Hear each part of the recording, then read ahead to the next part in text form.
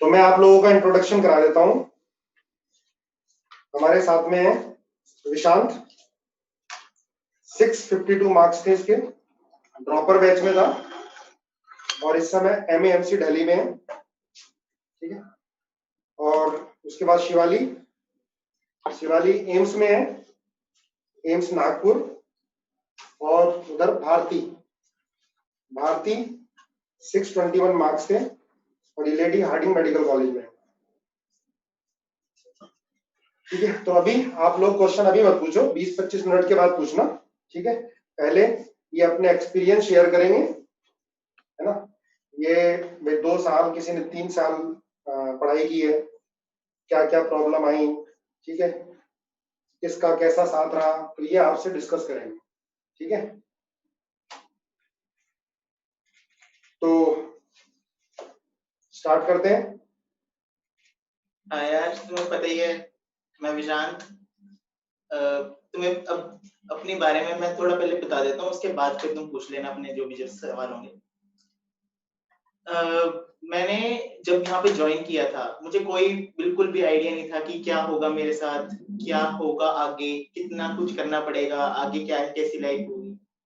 But यहाँ पे जैसे जब ज्वाइन किया तो सबसे पहले तो विकास सर ने, उसके बाद फिर उन्होंने पहले ही कह दिया था कि तुम्हें यहाँ पे आगे कोई दिक्कत नहीं होगी। उसके बाद मुझे मतलब यहाँ पे एज अ फैमिली की तरह ही ट्रीट किया गया, बिल्कुल एक ऐसा लगा कि कभी मेरे को मतलब कि कुछ है ही नहीं, मैं बाहर हूँ ही नहीं कभी। जब आया था तो कुछ नहीं आता था, ऑब्वियस ही बात है, ऐसे लगता है हर किसी को कि कुछ नहीं आता। धीरे धीरे हर कुछ होता रहता है, मतलब हर हर कोई इम्प्रूव करते रहता है। कंपटीशन आता है, बिल्कुल आता है, बट ज्यादा स्ट्रेस नहीं लेना कभी भी। मुझे भी लगा था बीच बीच में, कभी कभी आता भी था कि नहीं मेरे से नहीं हो रहा, मतलब मैं पीछे हो रहा हूँ। बट एक मन में ना एक थोड़ी सी आशा थी, या एक थोड़ा जुनून था कि नहीं मैं करके दिखाऊंगा, करके दिखाऊंगा। और मतलब बस बढ़ते रहना है, करते रहना है। कोई नहीं सोचना कि कितने मार्क्स आ रहे हैं, कुछ नहीं आ रहे हैं, बस ये 2 साल की बात है। 2 साल और फिर आगे लाइफ टाइम पूरा आपको कोई दिक्कत ही नहीं होगी, क्योंकि एक बार एक फील्ड मिल जाएगी तो फिर उसके बाद कोई प्रॉब्लम नहीं होगी। उसके बाद एक आप डॉक्टर, एज अ डॉक्टर तो बन ही गए हो, आगे फिर आप आगे स्पेशलिस्ट कौन से बनते हो उसकी आगे है। बट अभी तुम्हारे पास कोई फील्ड नहीं है। अभी अगर तुम एवरेज बन के रहोगे या एवरेज सोचोगे कि नहीं हमारे ठीक आ रहे हैं, चलो जितने भी आ रहे हैं कोई प्रॉब्लम नहीं है, उससे कोई फायदा नहीं है। बस ये 2 साल की बात है, तुम्हें एक ही सीट चाहिए, कभी दूसरों से कंपेयर नहीं करना अपने आप को। एक ही सीट चाहिए तुम्हें, बस वो एक सीट तुम्हें लेके रहनी है अपनी। और हमेशा ऊपर की सोचो कि भी हाँ बस टॉप वाला कॉलेज ही लेना है, चाहे मैमसी चाहे एम्स, कुछ भी तुम्हारी मर्जी है, जोन सा भी तुम्हारा ड्रीम है। बट जो भी सोचो हमेशा ये सोचना है कि भी मेरे को, अगर तुम ऊपर का ही सोचोगे कि मेरे को यही कॉलेज चाहिए, तभी तुम वहां तक सोच पाओगे। अगर तुम सोचोगे कोई सा भी कॉलेज मिल जाएगा तो बहुत मुश्किल हो जाता है। उस जोन सा सोचोगे उसके हिसाब से वर्क करो हमेशा। वैसे तो तुम्हें पता ही है, जितेंद्र सर हैं, नवनीत सर हैं, हमेशा ही मोटिवेट करते रहते हैं। और मतलब बिल्कुल ही ऐसा होगा तुम्हारे, कभी ऐसा तो होगा ही नहीं कि डिप्रेशन ज्यादा बढ़ने देंगे। ऐसा कुछ नहीं होगा, होगा बीच बीच में कि जब तुम्हें लगेगा कि तुम्हारे मार्क्स कम आ रहे हैं, बट फिर भी तुम इम्प्रूव करते रहना। तो कोई क्वेश्चन हो, कोई दिक्कत हो, कोई भी दिक्कत हो, बस सीधा नवनीत सर या जितेंद्र सर के पास, वो अपने आप संभाल लेंगे सब कुछ।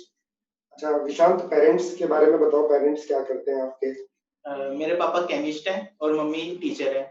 वो खुद भी कोचिंग सेंटर चलाती हैं 10th तक, तो मैं वहीं पे पढ़ा हूँ 10th तक। तो उसके बाद फिर यहाँ पे मैंने ज्वाइन किया था। हाय, माई सेल्फ शिवाली। मैं सेकेंड ईयर ड्रॉपर स्टूडेंट हूँ और मेरा लास्ट ईयर एम्स नागपुर में एडमिशन हुआ। मैं 10th तक काफी एवरेज स्टूडेंट थी, जो लास्ट टाइम पे नंबर ला के पढ़ के नंबर ले आते थे। पर 11th में भी मुझे बस यही सब कुछ कि कैसे नंबर लाने, उसी में चला गया। पर 11th में यहाँ पे, जब मैं 11th मेरा हुआ, तब यहाँ पे काफी अच्छा रिजल्ट आया था। काफी लोगों का एमएएमसी और एम्स दिल्ली में हुआ था, तो मुझे लगा कि मैं भी कर सकती हूँ जब इतने लोगों का करनाल से हो भी रहा है। तो फिर 12th में मैंने पढ़ना स्टार्ट किया, पर काफी गलतियां की और फिर ड्रॉप फिर से लिया, फिर से एक और ड्रॉप लिया। लास्ट में मैं मुझे लगा कि जो सबसे बड़ा चेंज मुझे लास्ट ईयर में लगा हुआ कि मैं कंसिस्टेंट हो गई थी। पहले मैं अपने अकॉर्डिंग पढ़ती थी, ट्यूशन पे कुछ और चल रहा, मेरा पीछे वाला ही चल रहा होता था। लेकिन बाद में मैं कंसिस्टेंट हो गई थी कि मैं रोज करने की कोशिश करती थी, होता तो नहीं था पर कोशिश करती थी कि रोज का रोज करूँ। आई थिंक मेरे को वही चीज़ बच्चे इसका बड़ा ध्यान रखना, कंसिस्टेंट। देखो जो गलती हुई ये बताई शिवाली ने आपको कि डेली का वर्क डेली नहीं किया था 11th में 12th में, है ना, इसलिए फिर ड्रॉप लेना पड़ा था। और ड्रॉप ईयर में क्या किया, डेली का वर्क डेली किया। तो जो डेली का वर्क डेली करते हैं, लगातार साथ साथ रहते हैं, वो आराम से 12th के साथ निकलते हैं। तो बच्चे आपको वो बताएंगे, ये सिलेक्टेड बच्चे, जो इनकी कमी रही है, वो कमी आपको नहीं रखनी है, ठीक है, अभी आपको सुधार लेना है, ठीक है। और अपने बारे में भारती बताओ। Hi guys, I'm Bharti. I'm pursuing MBBS from Lady Harding Medical College. मैं यहाँ पे 11th में आई थी और मतलब ऐसा लगा था कि अगर 10th में 10 CGP है तो आगे भी आई विल टॉप, पर ऐसा नहीं होता है। और अगर रैंक पीछे आ भी रही है तो उससे कुछ फर्क नहीं पड़ता, क्योंकि आपकी मेहनत डिसाइड करती है कि आपका सिलेक्शन होगा या नहीं। और दूसरी बात की प्रेशर नहीं लेना होता है, मार्क्स चाहे जितने भी आए बट करते रहो, वर्क हार्ड और हो जाएगा, सबका होएगा। नहीं सबका तो नहीं, बट जो मेहनत करेगा, लगातार मेहनत करेगा, रोज का काम रोज करेगा, उसका हो जाएगा। भारती क्लास 12th के साथ ही क्वालिफाई कर गई थी, बोर्ड में भी अच्छे मार्क्स रहे थे और भारती का पूरा ग्रुप इस क्वालिफाई किया था, है ना, सभी के मार्क्स बहुत बढ़िया आए थे। और भारती क्या क्लास 11 12th में 9 10th में आपने कोई तैयारी की थी? कुछ बच्चे क्या होते हैं कि 9 10th में ही 11 12th का सिलेबस करने लगते हैं, तो क्या आपने 9 10th में 11 12th का सिलेबस किया? नहीं सर, 9 10th तो यही था कि मतलब 10th में अच्छी परसेंटेज आ जाए, इतना तो पता ही नहीं था कि तैयारी भी करनी होती है कुछ। तो सीधा 11 से तैयारी स्टार्ट करी थी और 12th के बाद निकल गया था। मैंने कई बार देखा था, कई टेस्ट में नंबर कम आ जाते थे और आप पढ़ाई अच्छी करते थे, उसके बाद भी नंबर कम आ जाते थे, परेशान हो जाते थे, तो फिर कैसे अपने आप को संभालते थे? सर संभालते तो पेरेंट्स थे, मतलब वो कहते थे कि कोई बात नहीं, एक टेस्ट में तो नंबर कम आए हैं मीन्स, और फिर डाउट्स के लिए तो आपके पास आना ही होता था। फिर आप लोग कहते थे कोई बात नहीं, नंबर जैसे भी आ रहे हैं ठीक है, आगे बढ़ जाएंगे। तो कितने नंबर आते थे क्लास 11th में 720 में से जेनेसिस के टेस्ट में? 500 के आसपास रहता था मार्जिन, मतलब 489 और 520। जब 500 से ऊपर आते थे तो ऐसा होता था कि बस हो गया सिलेक्शन। तो लगभग 500 के लगभग ही नंबर आते थे। लेकिन फाइनल एग्जाम में कितने आए जब हम नीट का एग्जाम दिया था? 621 आए थे, लेकिन जेनेसिस के टेस्ट में 500 के लगभग ही मार्क्स रहते थे।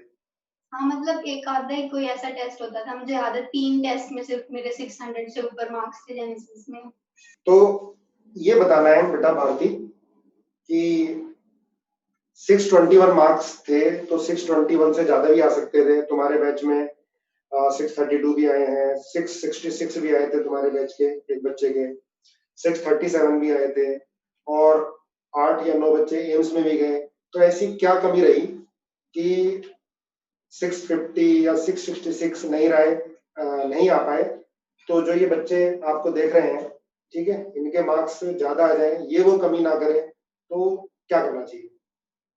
सर एक तो ये बात थी कि आपने हमेशा हमें कहा कि ग्रुप बना के पढ़ो, पर हमारा ग्रुप कभी बना नहीं। मतलब ठीक है, आप कहते थे, एक आधे दिन के बाद हमारा ग्रुप बन जाता था, तो और हम 1-2 टेस्ट डिस्कस भी करते थे, पर मतलब कंसिस्टेंट नहीं रहता था वो ग्रुप कभी भी। तो ग्रुप्स बेटर होता है उससे। अच्छा, ग्रुप अच्छा नहीं बन पाया था, है ना? जिनका ग्रुप बन गया था, ये शांतनु और इन सबका ग्रुप बन गया था, इनके मार्क्स थोड़े बेटर आ गए। अच्छा, मैंने देखा था कि विशांत जो था ग्रुप बना के पढ़ा लास्ट में, इसके साथ कई बच्चे थे जो ये लास्ट में मिलके टेस्ट देते थे, टेस्ट के बाद डिस्कशन करते थे, और लगभग 90% डाउट्स तो ये अपने आप क्लियर करते थे, फिर हमारे पास आते थे। तो जो लास्ट में आपने टेस्ट दिए, क्योंकि इसमें ड्रॉपर बच्चे भी आपको देख रहे हैं, ड्रॉपर वाले बच्चे भी हैं, तो जो लास्ट में टेस्ट दिए उसमें कितना बेनिफिट मिला? किस तरह से टेस्ट करने चाहिए बच्चों को? क्या फ्रीक्वेंसी होनी चाहिए टेस्ट की? ऐसा है, जैसे शुरू में तो जो यहाँ पे टेस्ट होते हैं वीकली होते हैं यहाँ पे, तो वीकली हमेशा देना है तुम्हें अपने जो नोट्स हैं, अपने डाउट्स हैं, अपनी जो भी बार बार रिवीजन एक तो ये है कि सबसे जितनी बार तुम रिवीजन करोगे उतना ही अच्छा है। रिवीजन ही एक ही फंडा है, जितनी बार तुम करते रहोगे उतना अच्छा है। और उसके बाद उसके जो भी तुमने रिवाइज किया है उसके हिसाब से उसके क्वेश्चंस लगाओ। क्वेश्चंस जितने लगाओगे उतना ज्यादा अच्छा है। यही दो है, मतलब एक रिवीजन करो और क्वेश्चंस लगाओ, रिवीजन करो क्वेश्चंस लगाओ। रिवीजन क्या करना है? नोट्स। फिजिक्स में सर के नोट्स, नवनीत सर के नोट्स, बिल्कुल और कुछ नहीं करना। एनसीईआरटी नहीं करनी। अगर मैंने तो नहीं करी थी, मतलब तुम अगर करना चाहो तो तुम कर सकते हो, बट मेरे हिसाब से कोई उसका यूज नहीं है, क्योंकि जितना सर पढ़ाते हैं वो मोर देन सफिशिएंट होता है। और उसके बाद 40 जितनी भी थोड़ी बहुत पढ़ी बच भी जाता है वो सब कुछ क्वेश्चंस करके जाता है, तो क्वेश्चंस करो और वो करो। दूसरी बात, हमने लास्ट में हमारा ग्रुप पहले नहीं था। जितेंद्र सर ने हमें कहा कि तुम ग्रुप बनाओ, तो हमने अराउंड जनवरी के में हमने बनाया था ग्रुप। तो उसके बाद से हम जो भी टेस्ट होते थे यहाँ पे, पहले यहाँ पे फ्रीक्वेंट होने लगे थे काफी टेस्ट, क्योंकि लास्ट का टाइम ऐसा होता है कि टेस्ट की फ्रीक्वेंसी बढ़ जाती है यहाँ पे भी। तो यहाँ पे जब हम टेस्ट करने लगे थे तो जैसे भी टेस्ट होता था साथ के साथ ही हमने अपने जो आंसर की तो साथ ही मिल जाती थी। तो उसके बाद हम डिस्कस करते थे सारे के सारे, हम 5 या 6 लोग होते थे और सबके सब एक साथ बैठ के सब पूरी का पूरा पेपर डिस्कस करते थे, चाहे कोई आंसर रॉन्ग है चाहे राइट है। किसी का भी कोई भी डाउट है तो दूसरा सॉल्व करता था उस चीज को। उसके बाद अराउंड ये होता था कि 5 to 6 क्वेश्चन ऐसे होते थे लास्ट में जो या तो हमारे से मैच नहीं कर रहे कि हमारा आंसर गलत आ रहा है, या फिर ऐसा होता था कि वो हमें आ ही नहीं रहा है। तो वो हम जाके फिर डिस्कस करते थे सर के साथ। तो बस यही है कि तुम अगर डिस्कस करोगे तो तुम्हें लॉन्ग टाइम तक याद रहेगा। तो ग्रुप बनाना बहुत जरूरी है। उसका ग्रुप बनाओगे तुम तो तुम्हें जब कोई भी चीज वोकेशनल होती है ना, मतलब कि अगर तुम बोल के या सुन के कोई चीज करते हो तो तुम्हारी ज्यादा टाइम तक रिटेन रहती है वो। तो ये चीज बहुत होती है। अच्छा विशांत, आपके जो मार्क्स आए थे 652 आउट ऑफ 720, तो इतने मार्क्स की उम्मीद थी। पहले टेस्ट जो होते थे जेनेसिस के, जो आपने टेस्ट दिए थे, उसमें क्या इतने मार्क्स आते थे रेगुलर या इससे कम आते थे? नहीं, शुरू में तो अराउंड ऐसा था मेरा कि 500 के अराउंड आते थे मेरे। तुम्हारे जो भी आते हैं उसका कोई प्रॉब्लम नहीं है, ऐसे कोई प्रॉब्लम नहीं है कि तुम्हारे अगर 450 भी आते हैं तो नहीं, हमारे तो कम आ रहे हैं अभी से। जितने भी आते हैं हर कोई इम्प्रूव हो जाता है। मेरे 500 के अराउंड आते थे, 500 से 550 के बीच में रहता था मैं हमेशा। और बट ये था कि हमेशा ये रहता था कि मैं ज्यादा लाऊं मार्क्स लाऊं, तो थोड़ा था। तो इस चीज में मैं हमेशा पढ़ने की कोशिश करता रहता था।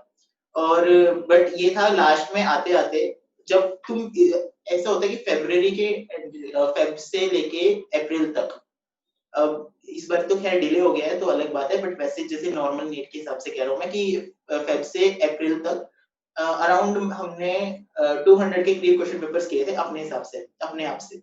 तो उसका जैसे जब तुम ज्यादा क्वेश्चंस करोगे ना तो तुम्हें अपने आप तुम्हारे मार्क्स, तुम्हारी रैंक इंप्रूव होने लग जाएगी। तो उस टाइम पे पहले जैसे 500 550 के अराउंड रहते थे, तो धीरे धीरे मेरे बढ़ के 600 से अबव आने लग गए थे। लास्ट की बात है, जब ये अराउंड मार्च के बाद की बात। तो उस टाइम पे फिर जब 600 से अबव आने लग जाते हैं तो फिर थोड़ा कॉन्फिडेंस बढ़ता है कि हाँ हम और भी है, करेंगे। तो लास्ट में जब लास्ट के बिल्कुल अराउंड अप्रैल एंड की बात है, जब मेरे लास्ट में 655 नंबर आए थे, मेरे को अभी भी याद है वो वाला जो लास्ट का नीट का पेपर यहाँ पे हुआ था, यहाँ के जेनेसिस का टेस्ट था।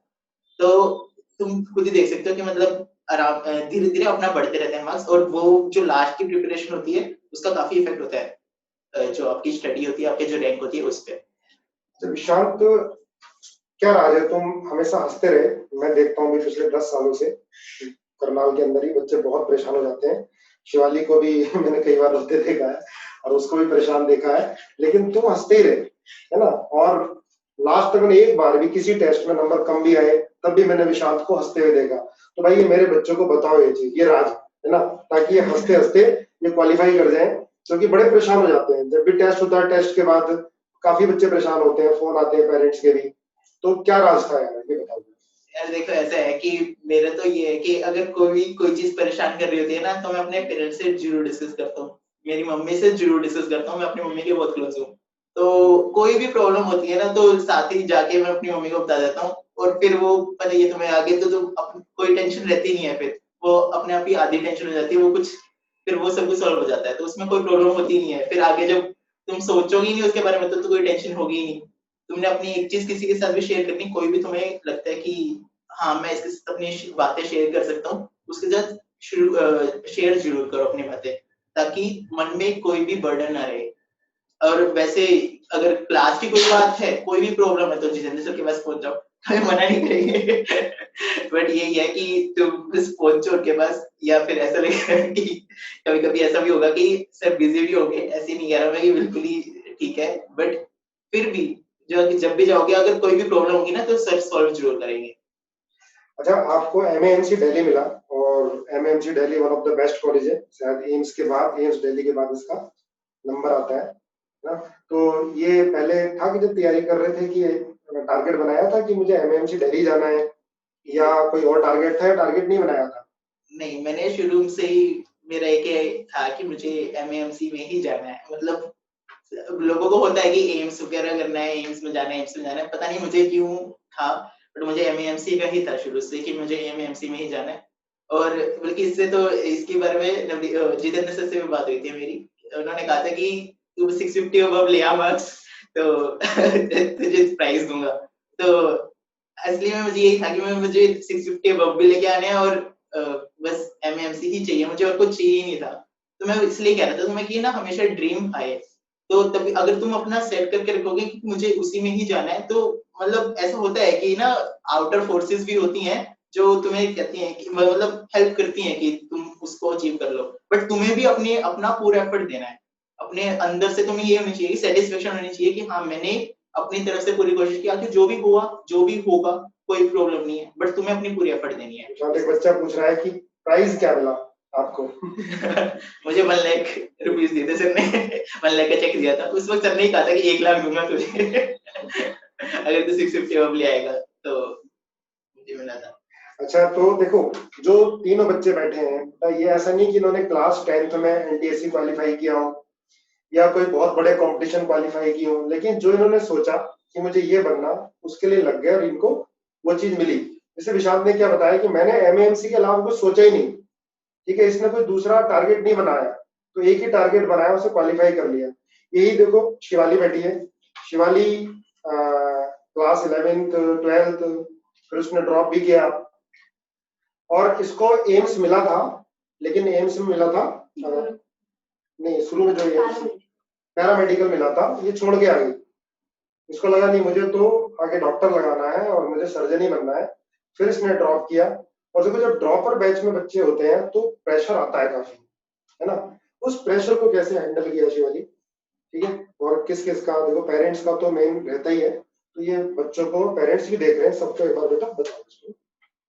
आई थिंक जो मेरे मार्क्स कम भी रहे वो इस प्रेशर की वजह से ही थे। मुझे हमेशा डर रहता था कि क्या पता इस बार भी ना हो, पर अब मैं सोचती हूँ तो मुझे लगता है कि मैं यही सोच रही थी कि इस बार भी ना हो, और अगर हो ना भी होता तो सबसे ज्यादा गंदी चीज वही हो सकती थी।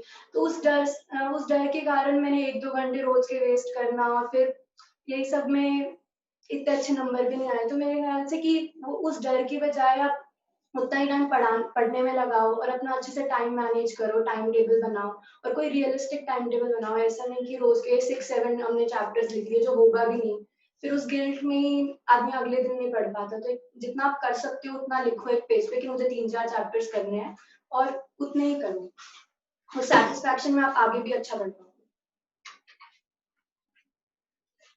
और कोई बच्चा लिख रहा है कि सर या दीदी या आप में से कोई वैक्सीन बना दो कोरोना की, ताकि हम सेंटर पे आ सके।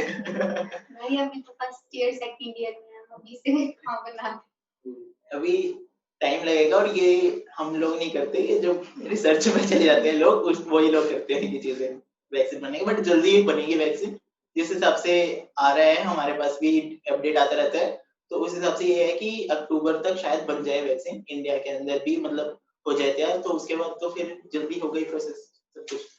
अच्छा, बच्चे पूछ रहे हैं कि स्कूल को कैसे मैनेज किया आपने 11th 12th के साथ साथ, जो आप 11th 12th में, जैसे ये क्वेश्चन भारती से पूछना बेटर रहेगा, क्योंकि भारती के 12th के साथ साथ मार्क्स भी बोर्ड में कितने आए ये बताओ, और कैसे मैनेज किया स्कूल की पढ़ाई को कोचिंग के साथ साथ, क्योंकि प्रेशर तो होता ही है। स्कूल की तो यार ध्यान ही मत दो ना, मतलब जिस टीचर का अच्छा लग रहा है उस टीचर का पढ़ो। और जैसे मीन्स केमिस्ट्री आपको स्कूल में भी पढ़ाते हैं और यहाँ भी पढ़ाते हैं। हाँ, वो एक दो बारी हो सकता है कि आपके टेस्ट हो और आपका कोचिंग पे वो ना हुआ हो, जो स्कूल में हो चुका हो उसको यार थोड़ी सी तो सेल्फ स्टडी खुद भी करनी पड़ेगी। बाकी जैसे जो दूसरे सब्जेक्ट्स होते हैं इंग्लिश फिजिकल वगैरह, उनको एग्जाम के टाइम पे पढ़ लो, मैनेज हो जाता है, 1 महीने पहले पढ़ लो। अगर जब आपके नंबर आते थे तब पेरेंट्स से डांट नहीं पड़ती थी, कम आते थे तो? नहीं, पेरेंट्स से तो डांट नहीं पड़ी, और डांटते भी है तो तुम्हारी भलाई के लिए डांटते हैं। मतलब तुम उसको पॉजिटिवली लो कि हमारे नंबर इम्प्रूव हो, आगे से हम डांट ना खाए, उसको पॉजिटिवली ले लो। How to study physics? Medical वालों को फिजिक्स में प्रॉब्लम आती है, कुछ बच्चे बोल रहे हैं कि फिजिक्स कैसे की थी? यार देखा ऐसे था कि फिजिक्स में ही मैं भी कमजोर था शुरू में, बट तुम्हें क्या करना है इसका सीधा सा एक जवाब है कि ना, जब तुम एक तो सर पढ़ा रहे हैं, नवनीत सर पढ़ा रहे हैं हर किसी को, तो टेंशन तो लेनी नहीं है कि हमारी फिजिक्स गलत होगी या हमें और एक्स्ट्रा कुछ पढ़ना है या हमें और कुछ करना है।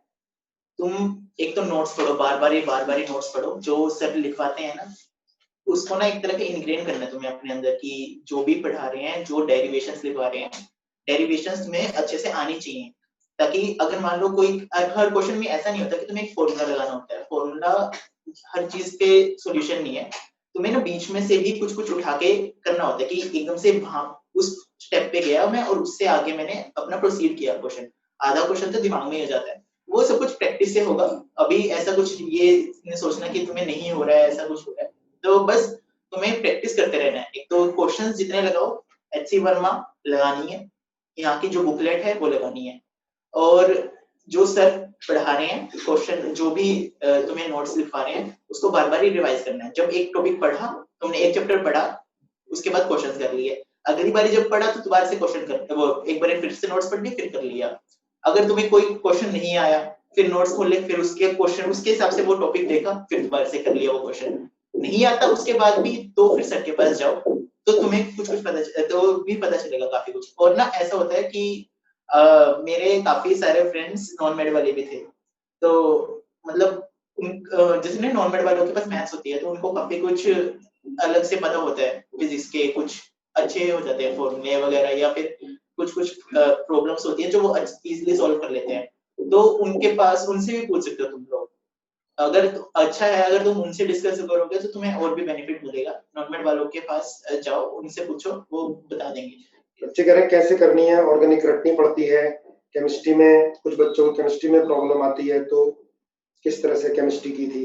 ऑर्गेनिक तो यार बिल्कुल नहीं रटनी पड़ती, जितेंद्र सर इतनी अच्छी करवा देते हैं, मतलब नोट से ही सब कुछ हो जाता है ऑर्गेनिक में। तो ये बस एक ही चीज है, क्वेश्चंस जितने लगाओगे ना तुम, क्वेश्चंस लगाते रहो। अगर तुम्हें नहीं आ रहा क्वेश्चन तो दोबारा से नोट्स रिवाइज करो और क्वेश्चन लगाओ। नहीं आता उसके बाद भी तब जाओ सर के पास, पहले वैसे डिस्कस कर लो अपने अपने क्लासमेट्स के साथ या अपने जो भी तुम सोच सकते हो कि इनको आता होगा, उसके साथ डिस्कस करो। अगर तब भी नहीं आता फिर सर के पास जाओ, क्योंकि ऐसा होता है कि इतने सारे बच्चे हैं तो सारों को तो वो एकदम से हैंडल नहीं कर पाएंगे। बट ये है कि अगर उनके पास भी कोई ऐसा क्वेश्चन जाता है तो वो भी सोचेंगे कि हाँ ठीक है, ये अगर तुम्हारे काफी बच्चों के साथ नहीं आ रहा तो एकदम से काफी बच्चों की प्रॉब्लम सॉल्व हो जाती है उस चीज से। तो ऐसा अगर और तुम अपने आप में डिस्कस करोगे ना, तो तुम थोड़ा खुल के भी बोलते हो अपने मतलब फ्रेंड्स को कि भी हाँ मुझे ये नहीं समझ आया, दोबारा से बता ये चीज। तो उस चीज के लिए उस टास्क में तो तुम्हें और भी ज्यादा, जब वही चीज है ग्रुप डिस्कशन हो रही है ये चीज, तो ग्रुप डिस्कशन करोगे तो तुम्हारे दिमाग में वो चीज इंग्रेन होती रहती है कि हाँ ये वाला मुझे टॉपिक आ गया है। या फिर तुम कभी क्वेश्चन करोगे ना आगे, तो तुम्हें एकदम से वो बात ध्यान आ जाती है कि मैंने ग्रुप डिस्कशन में हाँ या उसने ये बोला था मुझे, तो इसका फायदा मिलेगा तुम्हें। तो निशांत, कोई रिग्रेट होता है कि मेरे से ये कमी रही, मुझे शायद और भी कुछ मिल सकता था, ऐसा कुछ रिग्रेट रहता है? अब तो सर नहीं है, बट उस टाइम पे ये लगता था कि जब जब मेरे मार्क्स नहीं आते थे, बीच में ऐसा होता है कि कभी कभी नहीं आते मार्क्स, तो उस टाइम पे लगता है कि हाँ मुझे दो महीने का और टाइम मिल जाए तो मैं ये वाला टॉपिक भी कर लूंगा, ये वाला टॉपिक भी कर लूंगा, मेरा ये बचा हुआ है तो मैं ये भी कर लूंगा, होता है बीच में।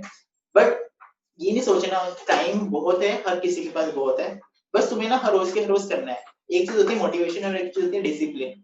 तुम्हें ना मोटिवेशन अगर तुम्हें दे दूंगा मैं भी, तो तुम अराउंड 1 घंटा 2 घंटा सोचोगे हाँ मैं कर रहा हूँ, अच्छा लग रहा है मुझे, बट उसके बाद तुम फिर से डाउन हो जाओगे। बट डिसिप्लिन बहुत जरूरी है। डिसिप्लिन में क्या होता है कि तुम्हारा मन भी नहीं कर रहा, बट फिर उसके बाद भी तुम करते रहोगे उस चीज को काम। नहीं चल मैं आधा घंटा और पढ़ लेता हूँ, मेरे मतलब हर रोज का मेरा इतना टाइम है, मैं इतना टाइम देता हूँ, चल मैं इतना टाइम तो कर लेता हूँ, आगे अगर मेरा नहीं भी मन कर रहा बट इतना टाइम मैं पढ़ के ही सोऊंगा आज। तो वो अगर तुम डिसिप्लिन के साथ करोगे ना अपना काम, तो तुम्हें काफी बेनिफिट मिलेगा। लास्ट में डे एंड पे तुम्हें अपने आप को सेटिस्फाई भी जब तुम फील करोगे, कि अगर तुम सेटिस्फाई फील कर रहे हो ना, तो तुम समझ लो कि तुमने आज का दिन अपना पूरा अच्छे से बिताया है। बच्चों का, बहुत सारे बच्चों का क्वेश्चन आ रहा है कि सोशल मीडिया का क्या आप यूज करते थे? सोशल मीडिया पर आप यूट्यूब पर कोई वीडियो देखते थे, लेक्चर देखते थे, या आपने सोशल मीडिया का यूज नहीं किया? यार देखो ऐसा है, अभी तो तुम्हारे लिए तो जरूरी है, बट जरूरी भी कितना है कि क्लास तक, बस क्लास जो भी है क्लास देखो, और उसके बाद आगे कुछ यूज करने की जरूरत नहीं है बिल्कुल भी। मेरे पास तो एक छोटा सा फोन होता है ना, कीपैड वाला, वो था, मैंने जानबूझ के वो वाला ले रखा था कि ताकि कुछ काम ही ना हो, मतलब आगे अगर हमारे पास वो चीज अवेलेबल ही नहीं होगी कि हम कुछ कर सकते हैं, तो हम करेंगे ही नहीं। ना मैं फेसबुक चलाता था, ना मैं कुछ और ट्विटर वगैरह कुछ भी नहीं था मैं। तो जितना कम यूज करोगे, बल्कि मैं सबको ये रिकमेंड करूंगा कि अपना वो जो स्मार्टफोन होगा वो छोड़ दो। सबसे पहले अपना एक छोटा सा मोबाइल ले लो, जो जिसपे तुम खाली कॉल कर सकते हो, वो भी इसलिए कि अगर मैं जैसे बाहर आता हूँ या कभी कोई कॉल करने के लिए जरूरत पड़ जाती है, तो कॉल करने के लिए हमारे पास होना चाहिए। बट वैसे कोई जरूरत नहीं है, फोन की भी कोई जरूरत नहीं है इसमें। तो खाली 2 साल है, 2 साल पढ़ लो, उसके बाद कर लेना। बच्चे पूछ रहे हैं कि अगर मान लिया हमसे क्वेश्चन नहीं होते हैं, तो क्या नेट पर सॉल्यूशन देखने चाहिए? नहीं, नेट पे तो सोल्यूशन ना देखो, जो भी है तुम डिस्कस करो अपने, क्योंकि क्या होता है कि नेट पे ना बहुत कुछ वेग सा भी होता है कि बिल्कुल बीच में से कोई स्टेप मिस कर दिया, कुछ भी एकदम से उठा के दे दिया, कोई फायदा नहीं होता, ऑथेंटिकेट भी नहीं होता। तो इस वजह से कोई भी अगर कोई है तो अपने ना जो बैचमेट्स है, क्योंकि सभी को सर नहीं पढ़ाया है, तो वो सब कुछ हर कोई देख के अपने हिसाब से बताएगा, बट होगा वो उसी में से जो भी सर ने पढ़ाया होगा। तो उनसे डिस्कस करो, अगर नहीं होता तब फिर सर के पास जाओ। और वैसे नेट वगैरह का बिल्कुल यूज नहीं करना। तभी मैं कह रहा हूँ ना कि तुम्हारे पास स्मार्टफोन होगा ही नहीं, तो तुम यूज भी नहीं करोगे। कोई है ही नहीं, कोई यूज ही नहीं है बिल्कुल स्मार्टफोन वगैरह का या इंटरनेट वगैरह का। अभी तुम 2 साल के लिए, 2 साल के लिए बिल्कुल छोड़ दो। अच्छा, तो बच्चे ये पूछ रहे हैं कि जब आप टेस्ट देते थे तो टारगेट बनाते थे कि मुझे 650 नंबर लेकर आने हैं, मुझे सारे क्वेश्चन करने हैं, ये तीनों को अलग अलग, क्योंकि अपना अलग अलग होता है, तो तीनों को जवाब देना है। तो जब भी आप टेस्ट में बैठते थे तो क्या था, माइंडसेट क्या होता था कि कितने क्वेश्चंस करने हैं, कितने मार्क्स लेके आने? देखिए यार, शुरू में तो मेरा काफी धीरे होता था, डिले रहता था। मैं मतलब पीछे काफी क्वेश्चन मेरे छूट भी जाते थे। फिजिक्स में थोड़ा बहुत स्लो था मैं, बट मेरा पहले तो ये टारगेट होता था कि मैं अपना सारा का सारे क्वेश्चंस एटलीस्ट मैं कर लूं कुछ टाइम के अंदर। फिर मेरा जब वो अब अचीव हो गया टारगेट, तो फिर मेरा होता था कि मैं अराउंड 10-20 मिनट्स अपने स्पेयर कर लूं। तब तक उस 20 मिनट्स के अंदर मैं, उससे पहले ही मैं अपना सारा का सारा क्वेश्चन पेपर सॉल्व कर दूं, और लास्ट में आते आते मैं 40 मिनट्स तक सेव करने लग गया। ये बहुत इंपॉर्टेंट चीज है कि अगर तुम टाइम स्पेयर करोगे ना अपना टेस्ट में, तुम उससे पहले अपना टारगेट धीरे धीरे बढ़ाओ। एकदम से तुम इतना हाई कर लोगे कि मैं तो सीधा ही मैं 650 मार्क्स ले आऊंगा, तो ऐसा होगा नहीं। तो धीरे धीरे पहले छोटा टारगेट लोगे कि हाँ मुझे इतना करना है, फिर मैं इतना बढ़ूंगा, बढ़ते जाओगे धीरे धीरे। और मार्क्स का ऐसे है कि तुम करो कोशिश, जितने ज्यादा आएंगे अच्छा है। मार्क्स तो आने ही है यार, मार्क्स के बिना तो कुछ है ही नहीं, ठीक है ना। बट बात तो ये है कि अगर नहीं भी आते तो डिप्रेस नहीं होना, उसको रिवाइज करो। एटलीस्ट ये होना चाहिए कि जब तुमने क्वेश्चन पेपर कोई कर लिया, उसके बाद अगर तुम्हारे टेस्ट में जो भी नंबर आए, बट उस टेस्ट के बाद वो वाला क्वेश्चन पेपर तुम्हें आना चाहिए। उसके बाद उसमें से एक भी ऐसा क्वेश्चन नहीं होना चाहिए जो तुम्हें ना आता हो। तो वो तुम्हें कैसे आएगा कि जैसे ही क्वेश्चन वो हुआ तुम्हारा टेस्ट, उसके बाद डिस्कस कर लो, सारे के सारे क्वेश्चन तुम्हें आने चाहिए। बस ये है लास्ट में। बच्चे पूछ रहे हैं शिवाली कि आप तीनों सब्जेक्ट को कैसे मैनेज करते थे, है ना? ये तीनों के आंसर देना होगा। तीनों सब्जेक्ट को कैसे मैनेज करते थे? अलग का, हर एक का अलग अलग तरीका होता है ना? फिजिक्स, केमिस्ट्री, बायोलॉजी को तीनों एक दिन में कंप्लीट करते थे, या दो एक दिन करते थे, कैसे करते थे? तीनों मैनेज करना जरूरी है, क्योंकि ज्यादातर लोग सोचते हैं कि फिजिक्स मेडिकल वाले छोड़ देते हैं कि फिजिक्स मुश्किल होती है, पर टॉपर की फिजिक्स ही सबसे अच्छी होती है और रैंक हमेशा फिजिक्स ही बनाएगी। तो आपको तीनों सब्जेक्ट को अपना टाइम देना है, और जो सब्जेक्ट आपको मुश्किल लगता है उसे ज्यादा टाइम दो, पर तीनों सब्जेक्ट रोज पढ़ना जरूरी है। मैक्सिमम का सेम हर बार एक ही क्वेश्चन रहता है कि कितने घंटे पढ़ते थे आप, how many hours you devoted your self study? यार देखो ऐसा है कि क्लास के बाद हमारे, अगर तुम्हें ऐसा है कि तुम्हें अराउंड 10 आवर्स तो पढ़ना चाहिए मेरे हिसाब से। 10 आवर्स से ज्यादा पढ़ोगे तो हमारे लिए अच्छा है, नहीं पढ़ रहे हो तो पढ़ो। 10 आवर्स तो मिनिमम होते हैं पर डे, तुम्हें पढ़ना ही है। डिसिप्लिन है एक तरह का, तुम्हें ये सोच लेना कि हाँ इतना मुझे करना ही है हर रोज। और जब भी पढ़ोगे तो बस ये ऐसा होता है कि कभी कभी ना तुम्हारा टाइम अपना वो होता है कि तुम इस टाइम पे लो होते हो, तुम्हारा मन नहीं कर रहा होता पढ़ने का, तो उस टाइम पे अपना कोई भी जैसे क्वेश्चन करने वाला टाइम होता है ना, क्वेश्चन करो उस टाइम पे, कि ताकि तुम्हें जब भी क्वेश्चन करोगे तो नींद नहीं आएगी। मेरा ऐसे ही होता था कि जब मेरा अराउंड जो भी 1 से 1 से 4 PM तक ऐसा होता था मुझे कि मेरे को नींद बहुत आती थी उस टाइम पे, तो मैं उस टाइम पे हमेशा क्वेश्चंस करता था, तो नींद नहीं आती थी। क्वेश्चंस करोगे तो नींद नहीं आएगी, अगर तुम थ्योरी पढ़ोगे तो तुम्हें नींद आएगी। तो बस यही चीज है कि तुम अपने उस हिसाब से डिसाइड करो कि तुम्हारा कब अच्छा है, तो तुम उस टाइम पे लर्न करने वाली चीज कर सकते हो, जब तुम्हें लग रहा है कि हाँ अब तो मैं फ्रेश हूँ। और जब नहीं हो तो तुम क्वेश्चंस करो, तो तुम नींद नहीं आएगी तो तुम वो भी कर लोगे आराम से। अच्छा, कुछ बच्चे क्या करते हैं, मैक्सिमम टाइम वो थ्योरी पढ़ते रहते हैं। उनको लगता है कि पहले मैं पूरा थ्योरी पढ़ूंगा, थ्योरी पढ़ के बार बार, उसके बाद मैं क्वेश्चन करूंगा या टेस्ट दूंगा। इस तरह से काफी तुम्हारे बैच में बच्चे थे, तुम्हारे में भी थे, जो करते थे, अच्छा अच्छा समझते थे, लेकिन वो टेस्ट स्किप करते थे, है ना? तो वो कैसे करना चाहिए उनका? हम लोग भी काफी समझाते हैं कि भी क्वेश्चंस करो थ्योरी पढ़ने के बाद, लेकिन फिर भी थ्योरी में लगे रहते हैं। तो आप लोगों से ये गलती हुई? कैसे कैसे करते थे, एक बार एक्सप्लेन करो, क्या करना चाहिए? मेरा तो ऐसा था कि मैं तुम्हें भी यही कह रहा हूँ, मैं भी यही करता था कि मैं बिल्कुल क्वेश्चंस, मतलब जैसे एक बारी रीडिंग ली मैंने उसके बाद मैं क्वेश्चंस ही करता था। मैं ज्यादा थ्योरी पे शुरू से ही नहीं रहता था, मतलब थ्योरी मेरी चाहे जैसे भी हो बट मैं क्वेश्चंस करता था। आधी थ्योरी मेरी क्वेश्चन से हो जाती थी। क्वेश्चंस, क्योंकि क्वेश्चंस में क्या होता है कि काफी सारे जो मेन होते हैं ना, मेन जो चीजें पूछी जाती है वही क्वेश्चंस तुम कर रहे हो। तो क्वेश्चंस करोगे तो तुम्हें मेन चीजें पता चलेगी कि हाँ ये मेरे को पढ़ना होता है, उस चीज पे तुम ज्यादा फोकस करोगे। एक बार ही पढ़ा तुमने, रीडिंग ले ली, उसके बाद तुम क्वेश्चंस करो।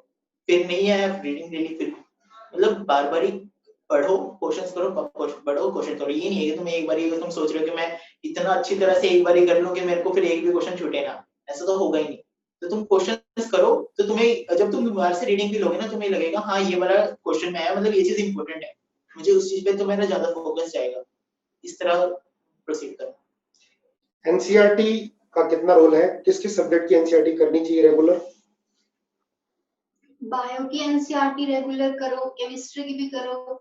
केमिस्ट्री की इनऑर्गेनिक जरूर एनसीईआरटी पूरी रटनी है, वो तो स्कैन होनी चाहिए माइंड में एकदम।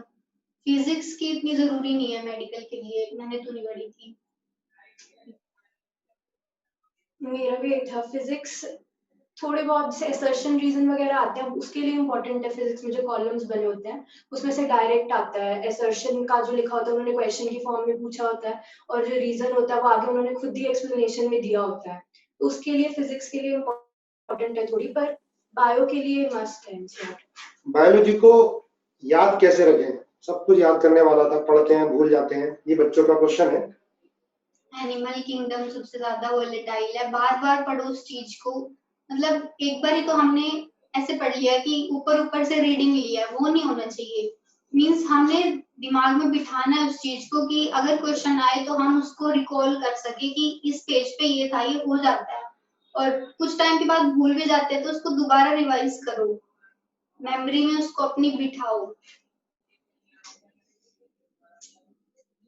अब हम लोग घर पर हैं, बच्चों का है कि घर पर हैं, घर पे टाइम को कैसे मैनेज करें? टाइम मैनेज नहीं होता है हमसे। पहले इंस्टीट्यूट जाते थे तो कुछ बच्चे तो दिन भर इंस्टीट्यूट में बैठ के पढ़ते थे, है ना? है ना? जैसे आप लोग भी, मैंने देखा विशाल भी पूरे दिन भर रहता था, जो क्लास के बाद चली जाती थी, है ना? ये भी चली जाती थी। तो घर पे टाइम कैसे मैनेज करते थे? अब तो बच्चे घर पर ही हैं, पेरेंट्स के साथ ही हैं, तो ये आप बच्चों को एक बार गाइड करो। मेरे हिसाब से तो यार तुम्हें ऐसा करना चाहिए, देखो एक ना एक टाइम टेबल होता है, ठीक है, थोड़ा बहुत इधर उधर हो जाता है, बट ऐसा नहीं है कि तुम्हें उस टाइम टेबल को फॉलो करना है। अराउंड 6 से 7 आवर्स मैक्सिमम ऐसा होना चाहिए तुम्हारे पर डे कि तुम स्लीप लो, उससे ज्यादा नहीं होनी चाहिए बिल्कुल भी। और उसके बाद और कुछ करना नहीं है, तुम्हें कौन सा खाना तो बनाना नहीं है, ठीक है ना, तो पढ़ो बस। और थोड़ा बहुत खाओ पियो बीच में, बट उसके बाद पढ़ते रहो। पढ़ने में जब भी तुम्हें लो फील करो तो वही क्वेश्चन करो।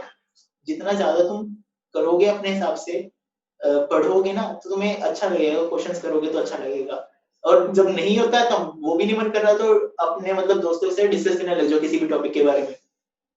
इस चीज से भी तुम्हें फायदा मिलेगा कि अगर तुम अब बातें मार रहे हो, वैसे तो बातें ही मार रहे हो, बट वो भी स्टडी रिलेटेड होगी तो बात अच्छी मतलब दिमाग में ही जाएगी। कुछ कुछ पढ़ना बस यही है। तुम्हें 2 साल की बात है, 2 साल तो पढ़ सकते हो यार, 2 साल के बाद तो तुम कर लेना, उसके बाद जो भी मजे करने होंगे। 2 साल ही कह रहा हूँ मैं भी, खाली 2 साल पढ़ो, उसके बाद कुछ हो जाएगा। डिस्ट्रैक्शन वगैरह होते हैं उनको कैसे दूर रखते थे?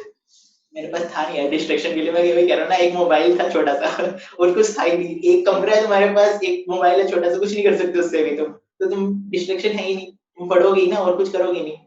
टीवी तुम मैं ज्यादा देखता नहीं था, बट ये था कि थोड़ा बहुत जैसे जब खाना खा रहा हूँ तो मतलब बात वगैरह जरूर मारता था मैं अपने मम्मी पापा से, अपने मतलब थोड़ा वैसे थोड़ी टॉकिंग वगैरह हो जाती थी, तो और कुछ नहीं होता था हमारा, मतलब मैं और कुछ करता नहीं था। या तो मैं तो वैसे ज्यादातर जेनेसिस में ही रहता था, मतलब मैं सुबह आ जाता था, क्योंकि घर पे क्या होता है कभी कभी जब तुम दूसरों को नहीं देख रहे होते ना, तो तुम्हें लगता है कि हाँ मन नहीं कर रहा पढ़ने का, तो मैं तो ज्यादातर जेनेसिस में आके पढ़ता था।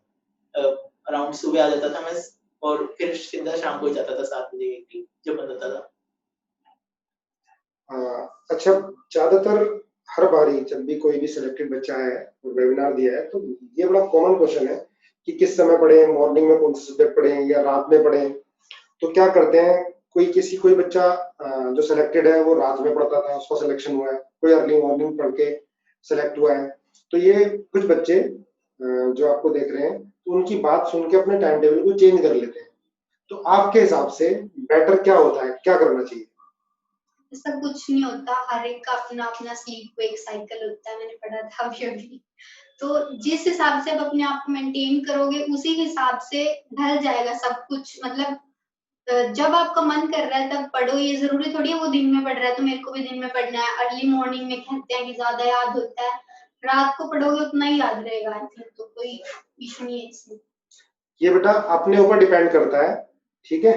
आप नाइट में ही पढ़ सकते हो, मॉर्निंग में भी उठ के पढ़ सकते हो, ठीक है। किसी के कहने पर आप अपना चेंज ना करो, लेकिन आपको विशांत ने जैसे बताया 10 आवर्स तो आपको पढ़ना है, ठीक है। ये एवरेज होना चाहिए। कभी आपके 5 घंटे हो जाते हैं तो कवर करके 10 आवर्स करो, ठीक है। एक्स्ट्रा बुक आपने कोई की थी? बच्चे बुक्स पूछ रहे हैं। यार देखो मेरे टाइम में तो ऐसा कुछ था नहीं कि बुकलेट वगैरह नहीं होती थी जेनेसिस की, उस टाइम पे नहीं था। तो उस टाइम पे हमें जो भी सर रिकमेंड करते थे, एमएस चौहान पढ़ता था मैं केमिस्ट्री में, और फिजिक्स में एचसी वर्मा, और वैसे एक और थी मेरी बुक मुझे ध्यान नहीं है, बट और सर यहाँ पे असाइनमेंट्स देते थे उस टाइम पे हमें फिजिक्स के। तो वो फिजिक्स के जब असाइनमेंट्स और ये सब कुछ करके बहुत सारे हो जाते थे क्वेश्चंस, वो ही करने में काफी टाइम लग जाता था। आधे बच्चे तो वो भी नहीं करते थे। तो मैं ये जरूर कहूंगा कि जो भी क्वेश्चंस है ना, जो तुम्हें प्रोवाइडेड है कि इतना तो मिनिमम है करना ही है, उतना जरूर करना। उसके बाद तुम एक्स्ट्रा करना चाहो, अगर टाइम बचता है तो करो, नहीं तो बट उतना जरूर करना। ये ना सोचना कि मैं उतना करके छोड़ दूं बीच में, इसका कोई फायदा नहीं है कि भी इतना मैंने चल छोड़ दिया तो कोई मतलब नहीं है, चल कोई नहीं हो जाएगा बाद में हो जाएगा। उतना तो उस टाइम पे करना ही है, ताकि आगे तुम जब टेस्ट करोगे तो उसमें से भी काफी क्वेश्चंस आते हैं ना उठ के, तो अगर तुम उस टाइम पे वो पीछे वाले क्वेश्चन करोगे तो फिर आगे का छूटता जाएगा। तो वो साथ साथ मेंटेन करना अपने आप को कि बच्चे पूछ रहे हैं तो शिवाली दीदी सर क्यों नहीं बोल रही हैं? बेटा शिवाली दीदी पहले भी कम बोलती थी, है ना। ये इसका नुकसान हुआ, इन्होंने हमको भी नहीं बताया जब कोई प्रॉब्लम आती थी, ठीक है। शायद पेरेंट्स से भी छुपा के रखा, तो अपने आप ही हमें बताना चाहिए। जैसे विशांत ने क्या बताया कि जब भी मुझे प्रॉब्लम हुई, मैं टेंशन में होता तो पेरेंट्स से बता दिया करता था और हमसे भी बताता था, ठीक है। तो शिवाली की आदत है।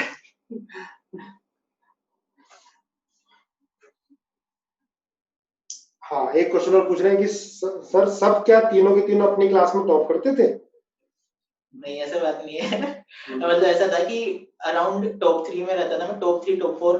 बट ये था कि कोशिश हमेशा ये रहती थी कि मैं टॉप करूं, और उसका फायदा मिलता है कि अगर तुम सोचोगे कि नहीं मेरा ठीक आ रहे हैं तो एक स्टेगनेंसी सी आ जाती है कि हम उतने लेवल पे रहते हैं। बट अगर तुम हर रोज सोचोगे कि मुझे इम्प्रूव करना है, मुझे को फर्स्ट आना है, चाहे तुम फर्स्ट भी आ रहे हो तो उसको भी सोचो कि तुम्हारे मार्क्स तो इम्प्रूव होने ही चाहिए ना।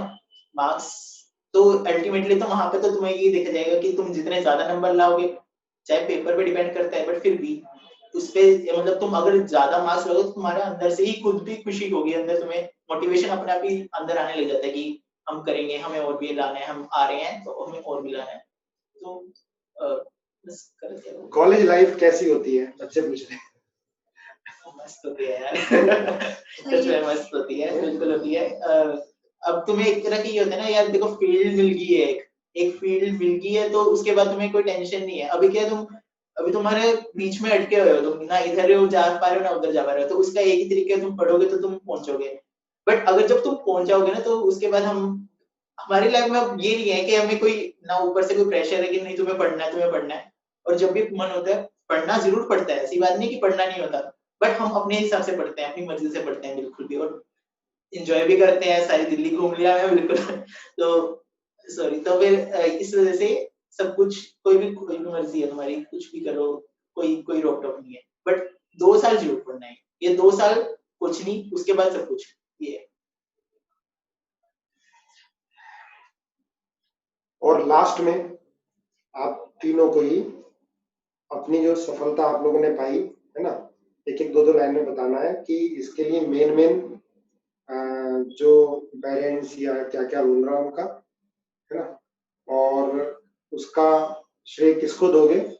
और लास्ट के जो अभी जैसे ड्रॉपर वाले बच्चे बैठे हैं यहाँ पर, उनका एग्जाम होने वाला है और बड़े प्रेशर में है बेचारे वो लोग, क्योंकि बार बार शिफ्ट होता जा रहा है एग्जाम, तैयारी करते जा रहे हैं, तो उनके बारे में थोड़ा बताना है तीनों को। आई थिंक मुझे जो सबसे ज्यादा रिग्रेट जो रहता है वो यही था कि फर्स्ट ड्रॉप में मैंने लास्ट में ये सोचने लगी थी कि भाई मैं एक और ड्रॉप ले लूंगी, मैं वो सेकंड ऑप्शन आ गया था। और अगर आपके दिमाग में कोई सेकंड ऑप्शन आ जाएगा तो आप कभी 100% अपना दे ही नहीं पाओगे। तो आप कोई सेकंड, अभी जैसे कई ड्रॉपर्स होंगे जिनके दिमाग में आ रहा होगा कि हम फिर से ड्रॉप कर लेंगे, अगर नहीं हुआ तो ऑब्वियसली आप कर लोगे, पर एटलीस्ट अपना ट्राई करो, अपना 100%। इस आप ये सोचो कि आपका ये लास्ट चांस है और अब अपना 100% दो इसमें। और मेरी जो इस आप किसी भी ट्यूशन पे चले जाओ, आपका जो 70% आपका उसमें कंट्रीब्यूशन है वो आप ही आपके हार्ड वर्क से ही है। सारे बस गाइडेंस होना इम्पोर्टेंट है, पर सारा रोल आपका ही है उसके अंदर। तो आप ये देखो कि आपको अच्छे से करना। बिल्कुल सही बात है। टीचर्स तो दुनिया भर में है, ठीक है। अब हम लोग भी बहुत सारे बच्चों को पढ़ाते हैं, सारे बच्चे तो सिलेक्ट नहीं होते हैं क्योंकि बच्चे नहीं करते हैं। तो 70% नहीं, 80% से भी ज्यादा बच्चों का ही होता है। हम लोगों का रोल जो है वो 20% ही है। नहीं तो अगर हम लोगों का रोल ही किसी कोचिंग का टीचर का रोल ही 100% हो जाए तो सारे बच्चे सिलेक्ट हो जाए। और एक बहुत बढ़िया बात कही, सेकंड ऑप्शन नहीं आना चाहिए, ठीक है। विशांत के पास सेकंड ऑप्शन नहीं था, एमएमसी था, एमएमसी मिला। और अपनी देखो गलती उसने मानी है शिवाली ने, कि मेरे दिमाग में आ गया था कि मैं दोबारा ड्रॉप करूं, फिर ड्रॉप करना पड़ गया। तो बच्चों ध्यान रखना, जो आप 11th में हो कि 12th के साथ हमें सिलेक्ट होना ही है। सोचना नहीं है कि आगे हम ड्रॉप कर लेंगे, ये दिमाग से निकाल दो। मैं बस यही कहूंगा कि कुछ ये 2 साल हैं, ये 2 साल पढ़ने हैं। मैंने अपने मतलब मैंने कुछ नहीं किया इन 2 सालों में, ये ऐसा था मेरा कि बस मुझे करना ही है। तो और एक ही टारगेट था, तो एक ही टारगेट अचीव करना था, वो हो गया। अब किसी का नहीं भी होगा तो कोई डिप्रेस होने वाली बात नहीं है, बट अपना 100% जरूर देना, ताकि तुम में बाद में रिग्रेट ना हो कि हाँ मैंने नहीं किया, अगर मैं कर लेता तो शायद हो जाता। बाद में यही होना चाहिए, अगर हो जाता है तो वेल एंड गुड, नहीं होता है तो कोई दिक्कत नहीं है। मैंने अपनी पूरी दी है, मैंने अपनी पूरी तरह 100% दिया है, तो मेरा हो गया। हुआ चाहे नहीं हुआ, मुझे कोई रिग्रेट नहीं है, बस यही कहूंगा।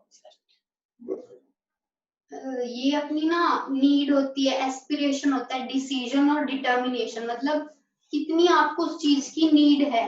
अगर मान लो कोई बच्चा है और उसके दिमाग में सिर्फ यही है कि मैंने तो डॉक्टर बनना ही है, मैंने तो क्लियर करना ही है, तो उसको कोई डिस्ट्रैक्शन भी नहीं दिखेगी, उसको सिर्फ अपना गोल दिखेगा।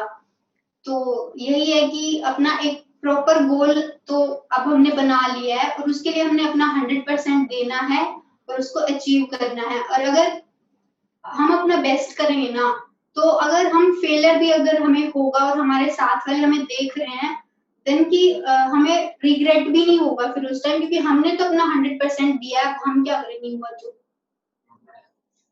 बहुत बढ़िया, देखो तीनों ने बहुत अच्छा मैसेज दिया। अच्छा, कुछ बच्चे पूछ रहे हैं, विशांत आपके 12th के साथ कितने मार्क्स थे? और 11 12th में आप बाहर गए पढ़ने के लिए, इंस्टीट्यूट का नाम तो नहीं बताना है ना, तो वहां पर क्या प्रॉब्लम रही आपकी और बाहर क्या परेशानी आती है? फिर आप यहाँ पर आए, ड्रॉप यहाँ पर किया, तो यहाँ पर आपको क्या बेनिफिट मिला? यार देखो ऐसा होता है कि ना, मैं शुरू से यही रिकमेंड करूंगा, अब हर किसी को ये रिकमेंड करता हूँ अब भी और हमेशा यही करूंगा आगे भी, कि ना जो आपकी प्लेस होती है जहाँ पे आप अपने मम्मी पापा के साथ रहते हो, या वहां पे, या थोड़ा बहुत मतलब जहाँ पे आपको थोड़ा अपना समझ के रखा जाता है, वहां पे ही पढ़ो।